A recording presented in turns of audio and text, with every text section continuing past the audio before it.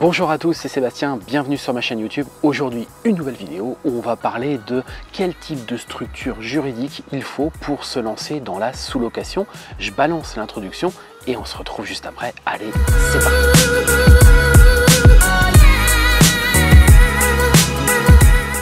Alors, avant de lancer cette vidéo, je vais vous inviter à laisser un gros pouce bleu sur cette vidéo et à vous abonner à la chaîne. Donc une chaîne spécialisée dans l'immobilier où je parle d'investissement locatif, je parle de location courte durée, puisque moi j'ai une expertise depuis maintenant plus de 5 ans dans ce type d'exploitation. Et je vais vous inviter aussi à découvrir la sous-location. Donc la sous-location, c'est quoi? C'est le fait tout simplement de louer des appartements que ensuite vous allez exploiter en location courte durée et que vous allez publier sur des sites internet comme Airbnb ou comme Booking.com. Donc si vous êtes intéressé par cette activité qui est vraiment génératrice de gros cash, qui va vous permettre de vous lancer très rapidement dans l'immobilier, pas besoin d'avoir recours aux banques, l'investissement est très faible et en plus de ça, le risque est aussi très limité. Donc c'est un business qui est très lucratif. Si vous souhaitez avoir plus d'informations, je vous invite tout simplement à dérouler juste en bas de cette vidéo. Vous allez découvrir 1 heure de formation totalement gratuite que je vous ai préparée.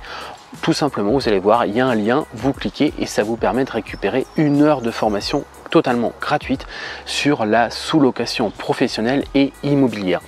Et si au contraire, vous êtes plutôt un investisseur immobilier et que vous souhaitez vous lancer dans la location courte durée, vous souhaitez peut-être automatiser certaines tâches, ou vous souhaitez tout simplement booster la rentabilité de votre location saisonnière, votre location en courte durée, c'est pareil, je vous ai préparé 1 heure de formation totalement gratuite sur la location en courte durée. Donc je vous invite à découvrir ça tout en bas de cette vidéo.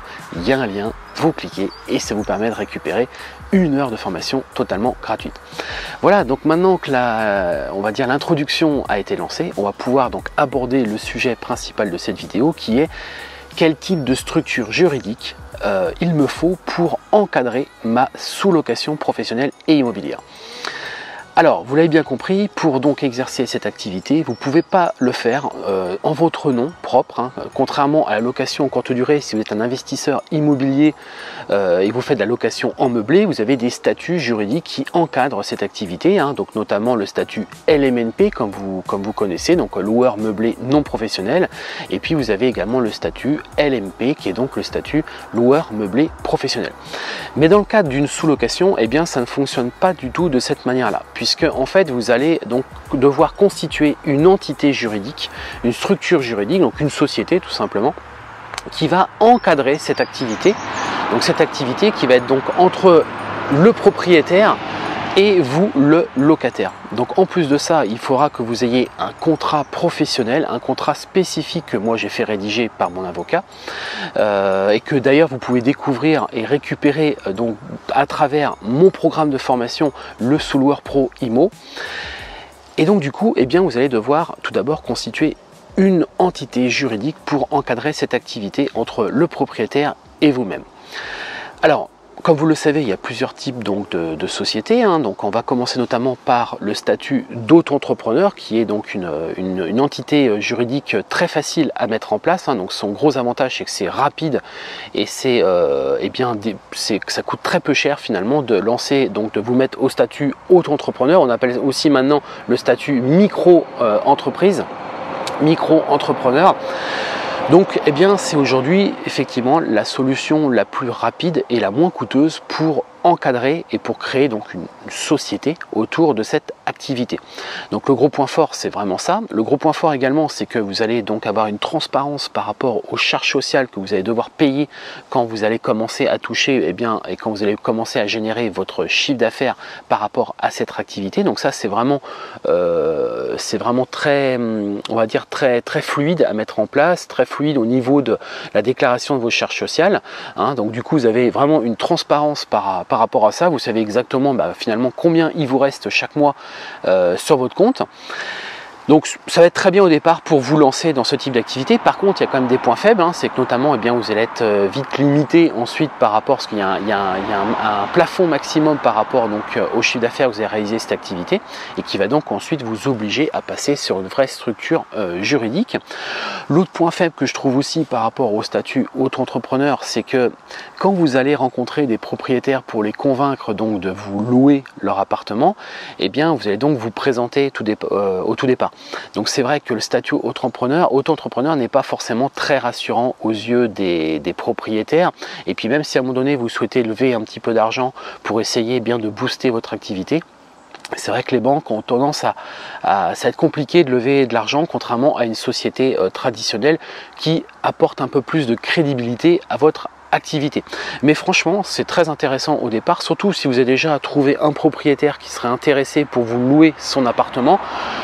Effectivement, ça peut vous permettre de vous lancer très rapidement sans donc dépenser trop d'argent. C'est vrai que quand on a une mise de départ qui est très faible, quand on a vraiment très peu d'apport, c'est la meilleure méthode effectivement pour lancer et encadrer votre activité donc de sous-location. Donc effectivement, ça peut être un statut pour démarrer. Mais vous allez voir ensuite qu'il va falloir très vite aller sur un type de société.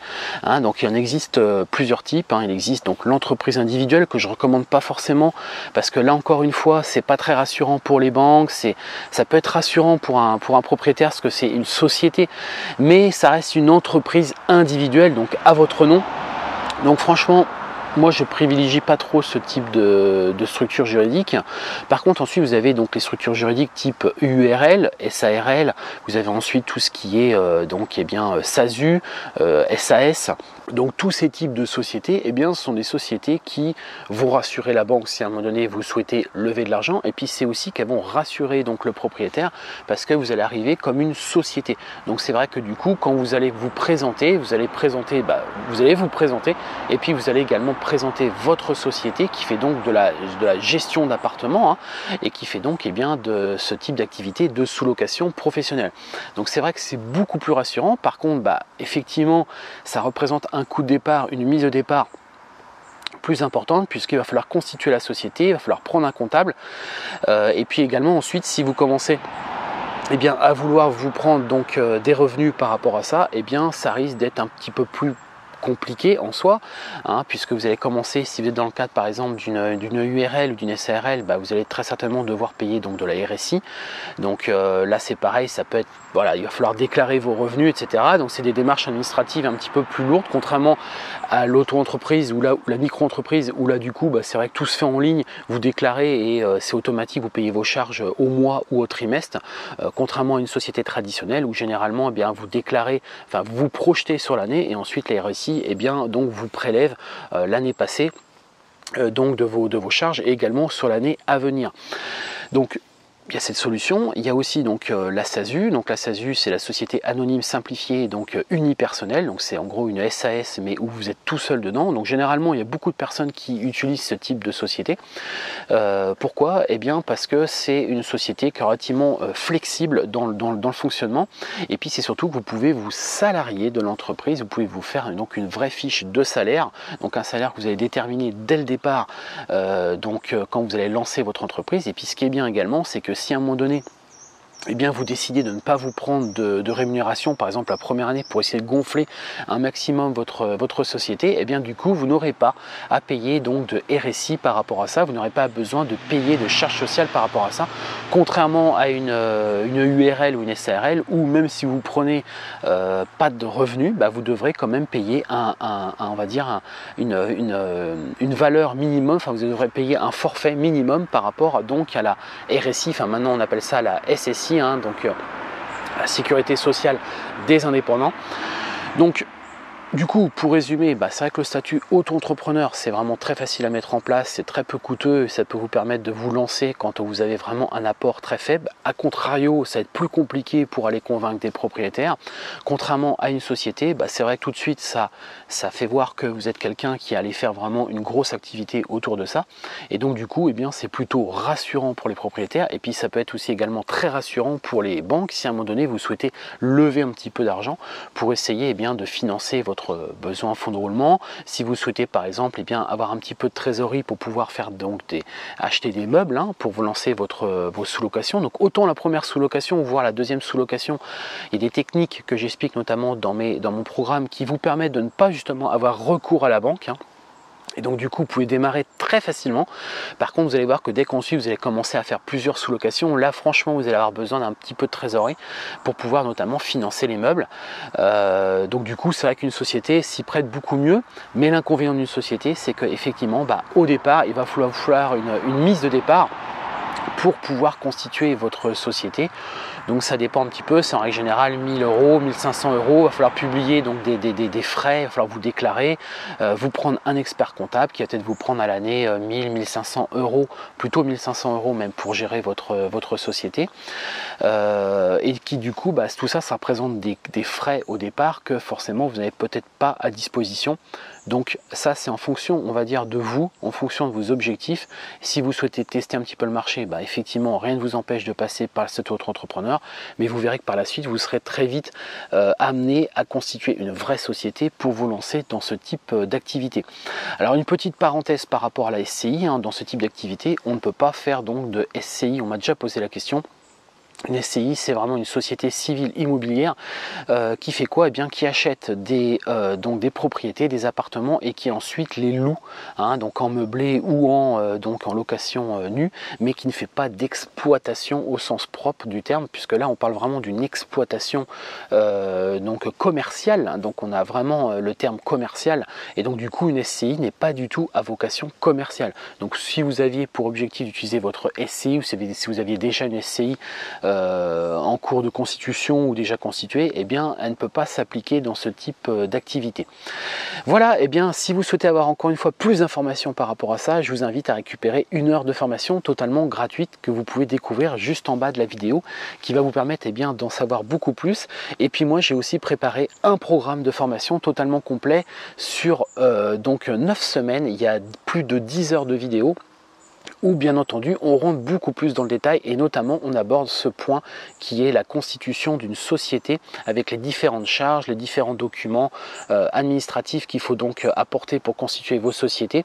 Et puis je vous livre également les plus, les points positifs et les points négatifs de chaque type de structure, ce qui va vous permettre de choisir le bon type de société pour vous lancer dans la sous-location. Puis je vous livrerai également moi ma recommandation, ce que moi j'utilise pour pouvoir faire ma sous-location. Voilà, j'espère que cette vidéo vous a plu. Vous voyez, aujourd'hui je me situe dans un cadre différent d'habitude. Je me situe donc dans le sud de la France, il est tôt le matin, il doit être 7 h du matin.